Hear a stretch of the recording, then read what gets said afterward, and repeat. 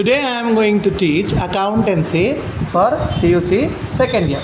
First chapter, which is accounting for partnership basic concept. In this we will study about the basic concepts of accounting in partnership. इसमें हम पढ़ेंगे कुछ basic concepts के बारे में जो हम अकाउंटिंग इस्तेमाल करेंगे पार्टनरशिप मेंटेन करने के लिए.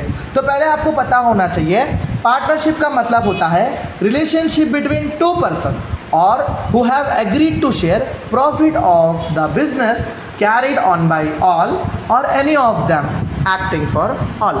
कंपल्सरी पार्टनरशिप का मतलब होता है वन से ज़्यादा बंदे होना. इट विल बी टू और मोर देन दैट, उससे ज़्यादा भी हो सकते हैं. तो इस चैप्टर में हम डिटेल पढ़ेंगे नेचर ऑफ पार्टनरशिप के बारे में, फिर पार्टनरशिप डीड होती क्या है और उसे कैसे मेंटेन करते हैं, स्पेशल एस्पेक्ट्स पढ़ेंगे जो पार्टनरशिप अकाउंट मेंटेन करने में लगते हैं. इसी के साथ साथ किस तरीके से हम कैपिटल अकाउंट जो भी इन्वेस्टमेंट एक पार्टनर करता है उसके बारे में किस तरीके से उस अकाउंट को मेंटेन करते हैं डिफरेंटली, यानी कितने भी पार्टनर्स हो सकते हैं, 2 पार्टनर्स हो सकते हैं, 3 पार्टनर्स हो सकते हैं, 4 पार्टनर्स हो सकते हैं, तो सभी के हमको कैपिटल अकाउंट्स मेंटेन करने पड़ेंगे. उसी के साथ हम इस चैप्टर में पढ़ेंगे distribution of profit among the partners. किस तरीके से हम किस रेशियो में, जैसे कि 2:3 रेशियो में दे रहे हैं, 3:2 रेशियो में दे रहे हैं, या अगर 3 पार्टनर है 3:2, 2:1, कौन से रेशियो में हम क्या है मालूम है हम प्रॉफिट डिस्ट्रीब्यूट करने वाले हैं बोलकर भी इसके अंदर हम पढ़ेंगे. और गारंटी प्रॉफिट जो भी होता है पार्टनर के लिए उसके बारे में पढ़ेंगे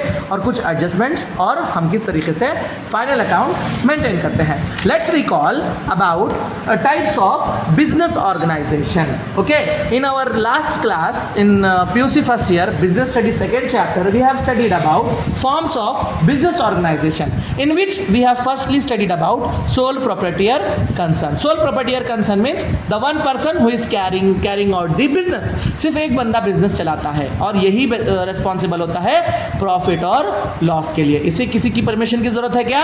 नहीं, सिर्फ ये बंदा ओनर होता है. सोल प्रोप्राइटर यानी वन पर्सन, सिर्फ यही ओनर होता है और यही जिम्मेदार होता है प्रॉफिट के लिए भी और लॉस के लिए भी. उसका सेकंड एस्पेक्ट था जॉइंट हिंदू फैमिली बिजनेस. तो जॉइंट हिंदू फैमिली बिजनेस यानी मेरे दादा करते थे, फिर अब उनका बेटा, उनका पोता कर रहा है, फिर उनका पोता कर रहा है. जो भी हमारा फैमिली बिजनेस पूर्वजों से चलता आ रहा है उसे कहते हैं joint Hindu family business. Third वाला था पार्टनरशिप, जिसके बारे में आज हम पढ़ रहे हैं. तो आप सभी को पता होना चाहिए कि जो भी पार्टनरशिप होता है उसकी कुछ प्रोविजंस होते हैं. उस प्रोविजन को अंडरलाइन कर लीजिए. इंडियन पार्टनरशिप एक्ट 1932 अच्छे से आपको याद होना चाहिए. ये मल्टीपल चॉइस क्वेश्चन में पूछ सकता है. In case of partnership in the absence of express agreement on the certain matter the provision of dash shall apply करके लास्ट ईयर क्वेश्चन पूछा था. तो आपको लिखना है इंडियन पार्टनरशिप एक्ट 1932. इस चैप्टर के टोटल 10 मार्क्स है. टोटल 10 मार्क्स के लिए चैप्टर पूछा जा रहा है. आपको एक क्वेश्चन 6 मार्क्स के लिए पूछा जाएगा. तो इसमें आपको क्या करना है 12 मार्क्स के क्वेश्चन को प्रैक्टिस करना नहीं है. चलिए आगे बढ़.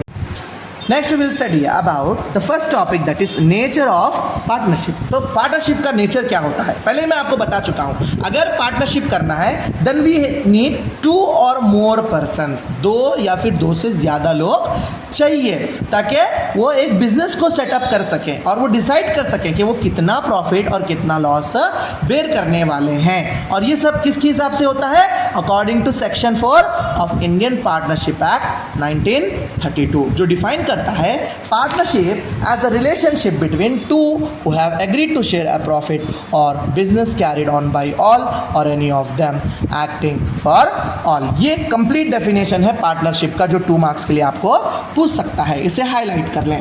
Person who enter into partnership with one another are individual called partner. जो एक बंदा बिजनेस फर्म में एंटर करता है तो उसे हम क्या कहेंगे पार्टनरशिप फर्म कहेंगे और उसको कहेंगे पार्टनर. और कलेक्टिवली हम इस जो भी बिजनेस को कहेंगे उसे क्या कहेंगे हम फर्म कहेंगे. क्या कहेंगे फर्म.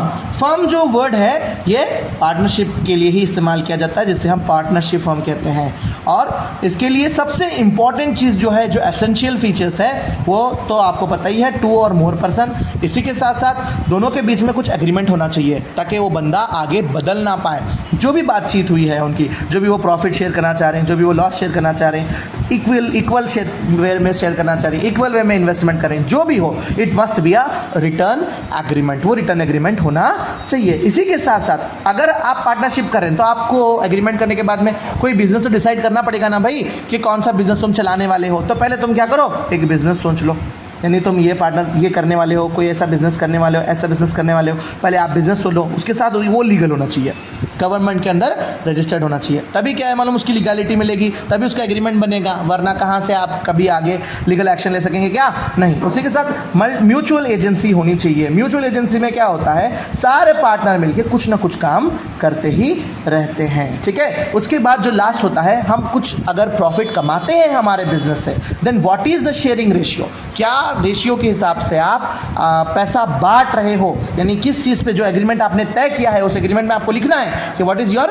शेयरिंग प्रॉफिट और शेयरिंग लॉस रेशियो, यानी अगर आप वो डिसाइड नहीं करेंगे तो आप कोई एक्शन नहीं ले सकते। इसी के साथ साथ लियाबिलिटी ऑफ ए पार्टनर, अगर कोई पार्टनर लियाबल है जॉइंटली तो उसे थर्ड पार्टी को एक्ट करने के लिए परमिशन नहीं मिलेगा, और अगर कोई मरता है या फिर कोई न्यू पार्टनर आप ऐड करना चाह रहे हैं, कोई रिटायर होना चाह रहा है, तो सारी लियाबिलिटी क्लियर होने के बाद में ही आप क्या है मालूम है एक बंदे को अपने अंदर ले सकते हैं। और आपको ये मालूम होना चाहिए पार्टनर्स को अनलिमिटेड लियाबिलिटी होती है। 1 marks question for MCQ, unlimited liability अच्छे से याद रख लीजिए। क्वेश्चन इस तरीके से भी पूछ सकता है कि पार्टनर्स के ऊपर कितना, पार्टनर्स का लियाबिलिटी कितना रहता है करके पूछा तो आपको आंसर में लिखना है अनलिमिटेड लियाबिलिटी। अब उसके बाद में हम पढ़ेंगे पार्टनरशिप डीड। अब पार्टनरशिप डीड क्या होता है, is an agreement among the partners, ये एक एग्रीमेंट है किसके किसके बीच में, जितने पार्टनर्स हैं उनके अंदर लिखा हुआ ये एग्रीमेंट है। It must be in writing, compulsory वो एक रिटर्न डॉक्यूमेंट्स होना ज़रूरी है। तो उसी एग्रीमेंट को हम क्या कहते हैं, पार्टनरशिप डीड कहते हैं। तो उसके अंदर जो भी आप प्रॉफिट कमाने वाले हैं, लॉस कमाने वाले हैं, और आपके बिजनेस का क्या ऑब्जेक्टिव है और कितना कंट्रीब्यूशन आप capital. So what are the contents of partnership deed? When you are planning to prepare a partnership deed, आप डिसाइड कर चुके हैं कि आप कितने पार्टनर्स लेने वाले हैं। अगर आप 2 पार्टनर लेने वाले हैं, 3 पार्टनर लेने वाले हैं, तो उसके बाद आपको पार्टनरशिप डीड बनानी पड़ेगी, जिसे हम कहते हैं written agreement among the partner. Oral नहीं होना चाहिए, it must be written. Okay, तो इसमें बहुत सारे रूल्स हैं, लेकिन मैंने जो हाईलाइट किए वो सबसे इंपॉर्टेंट है। इसमें से आपको 2 याद करने हैं, आपके लिए 2 या फिर 1 मार्क्स के लिए पूछ लेगा। तो यहाँ पे देखिए, सबसे पहले जो पार्टनरशिप में होना चाहिए वो होना चाहिए जो भी हमारा फर्म है, वो फर्म का नाम और उसका कंप्लीट एड्रेस और उसका क्या बिजनेस है, ठीक है। उसके बाद जो भी पार्टनर्स हैं उनका कंप्लीट नाम और उनका कंप्लीट एड्रेस, और साथ ही में उन्होंने कितना अमाउंट इन्वेस्ट किया है, यानी जो कंट्रीब्यूशन है उन्होंने कितना अमाउंट इन्वेस्ट करे। ईच पार्टनर, कोई 1 लाख डाला, कोई 1.5 लाख डाला, कोई 2 लाख डाला, जो भी होगा उसके बारे में डिटेल यहाँ पे लिखा हुआ होना चाहिए। उसके बाद सबसे इंपॉर्टेंट है उनका प्रॉफिट और शेयरिंग रेशियो, यानी जितना उनका इन्वेस्टमेंट होगा उस हिसाब से हम रेशियो डिसाइड करेंगे। फिर रेट ऑफ इंटरेस्ट, जो भी कैपिटल होगा उसके rate of loan, rate of interest on drawing, ये सब चीज़ें उसके अंदर डिटेली मेंशन होनी चाहिए। इसके बारे में हम डिटेली आगे पढ़ेंगे। और साथ ही में अगर कोई बंदा, कोई पार्टनर वहाँ पे जॉब भी कर रहा है तो उसे सैलरी देनी पड़ेगी, कोई अगर एक सोर्स बना रहा है तो उसे कमीशन भी देना पड़ेगा। कोई भी पार्टनर को जो भी हमें पे करना है उसके बारे में भी डिटेल लिखा हुआ होना चाहिए। साथ ही में जो भी उनके राइट्स है, उनकी ड्यूटीज़ है, और कितना लियाबिलिटी एक पार्टनर को आ सकता है। साथ ही में अगर आप फर्म उठा रहे हैं तो उसका पूरा सेटलमेंट बताना पड़ेगा। उसी के बाद में आप फर्म को डिसॉल्व कर सकते हैं, यानी फर्म को क्लोज कर सकते हैं। Rules to be followed in the case of admission, retirement, death of the partner and any other matter. अगर कोई मसला हुआ, जैसे कि आप नया पार्टनर ले रहे हैं, तो उसके लिए भी आप पूरे रूल्स फॉलो करेंगे। अगर कोई बंदा अपने आप से रिटायर हो रहा है तो उसको निकालने के लिए भी रूल्स फॉलो करने पड़ेंगे। अगर कोई बंदे का डेथ हो चुका है तो उसके लिए भी हम कुछ रूल्स फॉलो करेंगे। इस बारे में डिटेली कहाँ लिखा हुआ होगा, पार्टनरशिप डीड के बारे में। लास्ट है special aspects of partnership account. अब सबसे इंपॉर्टेंट जो चीज़ है वो कौन कौन से एस्पेक्ट्स है जो पार्टनरशिप अकाउंट में हमें मेंटेन करना है। तो सबसे पहले सभी पार्टनर्स का हमको क्या करना पड़ेगा, कैपिटल अकाउंट मेंटेन